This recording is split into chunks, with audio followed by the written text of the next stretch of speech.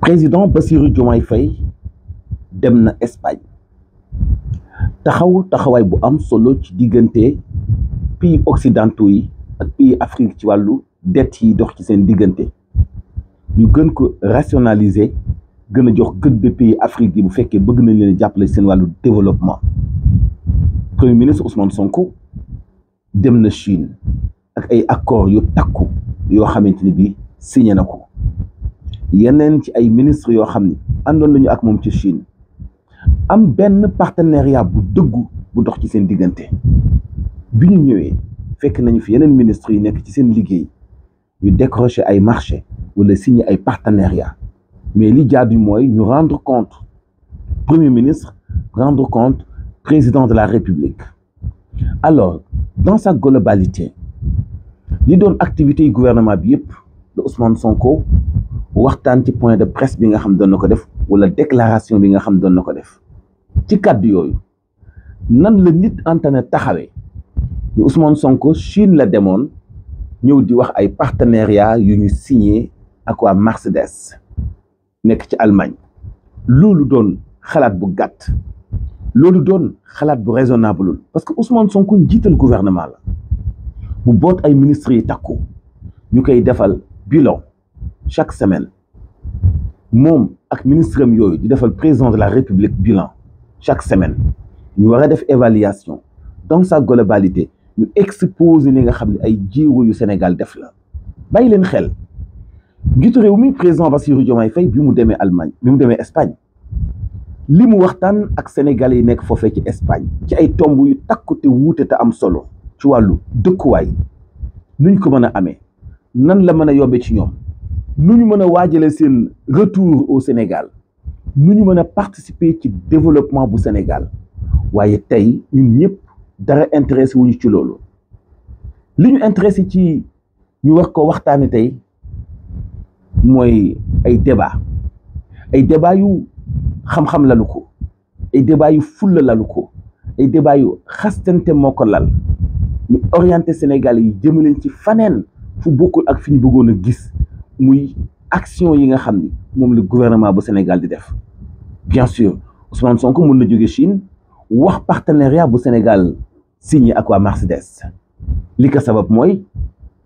am na ministre boo xam ni moom la ñu dénk loolu ci gouvernement bi te kooku daf koy defal compte rendu moom jaadu na mu wax ak waa Sénégal et pourtant laata muy wax wàllu Mercedes wax na bu baax ci province yi ak jumelage bi ñu bëgg ci seen domaine communautaire yi ñu bëgg a créer wala domaine yi nga xam ni domaine territorial di ci nekk ci wàllu koom-koom ñu def jumelage seen diggante ak ay province yu nekk ca Chine ngir ñu gën a mën a tabax gën a mën a taxawal gën a mën a représenter Chine fii ci Sénégal ci mu contribuer à 100% ci wàllu développement bu Sénégal agriculture élevage transformation commercialisation wax na itam ci lan moo tardeeloon autoroute bi nga xam ni moom la ñuy tabax diggante Dakar ak Kaolack jafe-jafe yi fan la bàyyeekoon wax na itam ci xeetu partenariat bi Chine bëgg a def ak Sénégal c'est-à-dire dafa leeral lu am solo ci wàllu technologie ci wàllu yeneen ak yeneen yu Chine def ci développé nan la ci Sénégal mën a jote wax na itam ci li Chine bëgg ci contribuer ko comme investissement ci pétrole bu Sénégal ci port bu Sénégal ci wàllu usines yu monté ay oto ak yeneen wax na itam ci Chine ni mu bëgg a dugale loo xam ci pétrole bi fii ci Sénégal surtout fi nga xam moo di Yaakaar Teranga nga xam ne exploitation 100% Sénégal la wax na itam ci beneen usine de raffinage bi ñu bëgg a tabaxaat fii ci Sénégal waaw yooyu yëpp ci ay tomb yoo xam ne wax na ko yokkaat ci yeneen yoo xam ne ay ministre am ñoo ko signé ginnaawam mais bëggoo leen a dégg lu dul ni Sénégal signé na ak Mercedes te moom Chine la demoon parce que da ngeen a comprendrewul li am tey ci àdduna bi ci wàllu duggante ci wàllu jaxasoo ci économique ak relation yi nga xamante ni bi mooy am ci àdduna bi yëpp tey bu fekkente ni bii ministre bi dafa liggéey signé partenariat defal compte rendu premier ministre te bu ko premier ministre waxee ngeen ñu ko li nga wax di fi nit bëgguñu ko comprendre c'est-à-dire mooy ñun ban Sénégal lañu bëgg a am ñun ñan lañu ci waa Sénégal ñun lan mooy suñu ay problème lan moo tax ñu ni dëkk bi kenn du ko gouverner lan moo tax tey kilifa yi fi nekk di taxaw publiquement di nangu ni dañu bàyyi justice ak indépendance boppam ba tax ñoom ñuy dem sax ci kanamu justice di leen gàntal seen ay càkkutéef di confirmer ay condamnation ci seen kaw loolu tey dañu ko waroon a tàccu parce que dañu jàpp ni am na rupture ci Sénégal surtout ci wàllu justice dañu jàpp ni justice gën na am indépendance dañu jàpp ni administration territoriale gën na am indépendance dañu jàpp ni administration de façon globale gën nañu am indépendance mais indépendance boobu itam day dem ba yegg ci finalement mën a indi anarchie te dégg ngeen explication yi am solo yi nga xamante ni bii premier ministre def na ko par rapport ak loolu ba tey même les magistrats am na ñoo xam ne nanguwuñu ñu teggee président de la république ci fi nga xam ni moo di bopp conseil supérieur de la magistrature ndax dafa mel ni ñoragul wala bu ñoree itam maîtriser guñu comportement yi ak jikko yi mais tey dañu am Sénégal ay médias te su ma waxee média mun bàyyiwuma xel ci ay chroniqueur parce que chroniqueur kuy joxe xalaatam la te yàgg nañu gis ay émissions interactives yàgg nañu ko animé wax sa xalaat moom wax sa xalaat la tudd mais su ma waxee média dama bëgg a wax ay journalistes yu expérimenté yu nekk ci ay rajo def carrière am expérience mais bëgguñu comprendre réalité li ñu bëgg a comprendre toujours mooy lu négatif sukkandiku ci information traité ko ba noppi joxe ci position bu sénégalais bu de comprendre gouvernement bii mu am lan lay liggéey loolu nag bu ñu fa yeggee dafa jaadu gouvernement bu Sénégal am lu mu def lan la war a def il faut mu gën a focus ci wàllu liggéey bi mais focus surtout ci côté communication mais focus surtout ci wàllu rigueur ba képp ku taxaw wax lu dul dëgg ak di yàq lank ni Sénégal du développé lank ni Sénégal du avancé lank ni Sénégal du soppeeku ñu jëflante ko ak yow gis nga nit ñi faluñu leen pour ngeen xool nu mu nooyee à 100% bu laajee dëggantaan jëfandikoo force pour recadrer nit ñi Sénégal soppeeku loolu farata la parce que dëkk bi dañu dund lu ëpp juróom-benn fukki at yoo xam ne ci même système bi même nax yi ñu doon nax waa Sénégal ñoom ñoo choisir li nga xam ni moo di révolution jëlee fi Macky Sall ak gestion système ba kon tey même administration bu fekkee ña fa nekk dañuy doxalin wi ñu naan dañuy dundale ko dooleel système ba dafay jaadu gouvernement bi fi nekk jëflante ko ak ñoom recadré waat leen soppiwaat poste yi soppiwaat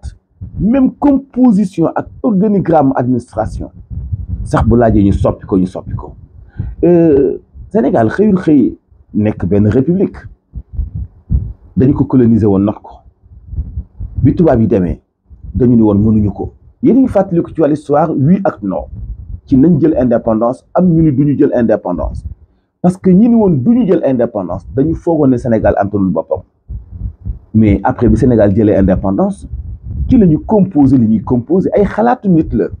lu ay nit yu jàng toog nas ko la ni nii la ñuy taxawale suñu administration nii la ñuy taxawale suñu lépp pour ñu mën a am état mais nit yooyu ko taxawaloon bu fekkee dem nañu ba gis ni façon bi ñu ko taxawale ba léegi taxul ñi ñu notoon les colonisateurs génne seen loxo ci suñu gestion dafa jaadu ñu recomposer waat ko ngir mën ci génney loxo colonisateur bi pays africains yi bari ay jafe-jafe ñu war a am fu ñuy xool dàq xëccoog politique gi lalu ci lu dul dëgg ak noonoo mais xool lu ñu mën a développer le Sénégal tey ñëpp ci war a dugal seen loxo réew mi soxla na soxaliko réew mi soxla na développer mais nan lay développer bu fekkee dafa am ay médias yu ay lobby nekk ci seen ginnaaw ñu taxaw temm di toj di yàq di fënqale am ñu taxaw mel ni ay fippukat ci biir réew mi chaque jour ñu ngi x wala tweet chaque jour ñu ngi x ak di tweet ak di wane ni wóoluwuñu Sénégal wóoluwuñu ñuy dénk Sénégal yéen da ngeen a nekkoon ci politique sénégalais yi ñi ñu wóolu lañu fal am ci ñoom yaakaar kon tey war nañu gën a baral jéego yi ak rigueur ku taxaw bëgg a toj la ñuy tabax ñu jëflante ko ak yow parce que dëkk bi dafa war a développer. nan le premier ministre dem uti ay partenaires président dem uti ay partenaires daje ko waa Sénégal à l'étranger ñu waxtaan xool lu ñu gën a leen mën a joxe opportunité ñu travailler ak gouvernement travailler ak ay banques mais ñu ni loolu du fi am kenn ku nekk ak façon bi muy sosee façon bi muy waxee c'est-à-dire que boo fréquenté wala nga jiitu leen ci milieu ba ñu toog ak toogaay ba ñu toog tey ñoom di toj kaane di toj ay kaas da ngay xam ni logique gu ñu te nekkuñ ci dëgg logique gu ñu te nekkuñ ci dëgg yow lu bëgg interpréter moom ngay interpréter ci ni nga ko bëggee ci loo xam ne yow gouverner woo kenn dénku la parce que yaa ngi ci benn média boo waxee quelques personnes dégg la nga ni ñi may dégg dinaa fexe ba lëndëmal seen xel dinaa fexe ba jaxase leen tey gouvernement bi war na gën a baral jéegoom parce que nii ñuy doxalee non seulement ci côté communication daañu continuer di leen affaiblir mais bu Macky Sall ñëwee 2019 ni candidat lay doon bu mu bett kenn te loolu xanaa doo leen ko seetaan loolu ñi ñuy dénk réew mi tey waruñu sax accepter nit di xalaat loolu te waa ji jombul loolu de mun na dellu soit waa ji bañu loolu de mun na ñëwaat te ñu ngi œuvrer pour loolu ngeen war a taxaw nag ci ni loolu du fi am te lu mu jaral ñi koy xeex na leen ko jaral yéen parce que yéen askan wi nekk ci seen ginnaaw fal leen ay élection la ñu dem Macky Sall ut candidat am ñeneen ñi seen candidature valide dem ci ay élection ñu fal leen première année bi ñëpp a normaloon parce que dañu doon séntu benn radicalisme boo xam di ngeen ko indi pour imposer ni ngeen bëgg a doxale Sénégal kon maslaha bi mu ngi ëpp laisser aller bi mu ngi ëpp foog ngeen taxaw recadrer waat leen nit ki mun na opposé wu nit ki mun na taxaw xeex nit ki mun na contre gouvernement mais eggul nag ci di simmi gouvernement eggul nag di simmi état eggul ci di simmi suñuy institution ci digg mbedd mi loolu c'est un manque de respect bu jéggi dayoo réew boo xam ne tey dañu dem ba lépp pëccëxoo parti politique yi doo leen xàmmee ak waa société civile parti politique doo leen xàmmee ak média yi ñëpp di tirer ci benn côté muy yi ñu fal duñu doxal duñu am résultat mais loolu mënut a nekk tey budul woon yenn organe surtout yu nekk ci YouTube yi taxaw di xeex di résister ànd ak yéen ci côté communication mais kon mu gën a metti te tey média yii nii taxaw temm ni ñi jiite duñu doxal koo ci topp ci islaam ak histoire am mënees na koo tëj et pourtant démocratie la ñuy bubboo moo tax ñu bàyyi leen et pourtant liberté moo tax ñu bàyyi leen mais tey mu ngi bëgg a exagérer mu ngi bëgg a jéggi dayoo yow mënoo sax ràññee ni premier ministre buy wax au nom du gouvernement mun na dugalaale ci lépp lu ministre signé lu DG signé lu keneen signé mais lu mu wax nga taxaw weddi ko nii daf ñu fontoo daf ñu yàpp daf ñu jàppee xale dafa bëgg lii dafa bëgg lee waaw fan nga mës a gisee ci histoire Sénégal premier ministre boo xam ni dafay fàttaliwaat yoon ni ko attewaatal sama dossier bi ndax ni ko atte woon ànduma ci yoon atte ko noppi sa xalaat la ñu atte woon xañ dëgg premier ministre ba yéen loolu ba ngeen ne démocratie amul Sénégal da ngeen di nax seen bopp parce que nag démb fi la ñu fekk xamoon nañu bu baax force ak puissance premier ministre waaye tey ngeen bëgg a taxaw seen problème mu gars yi Ousmane Sonko la seen problème Ousmane Sonko la et loolu nag dafa jaadu ñu jël seen ay responsabilités ñoom gouvernement bi taxaw tem ci non seulement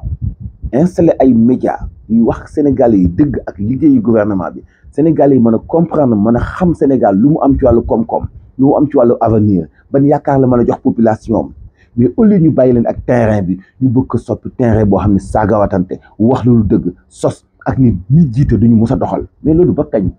loolu mënut a nekk loolu mënul nekk président mu ngi def lu mu mën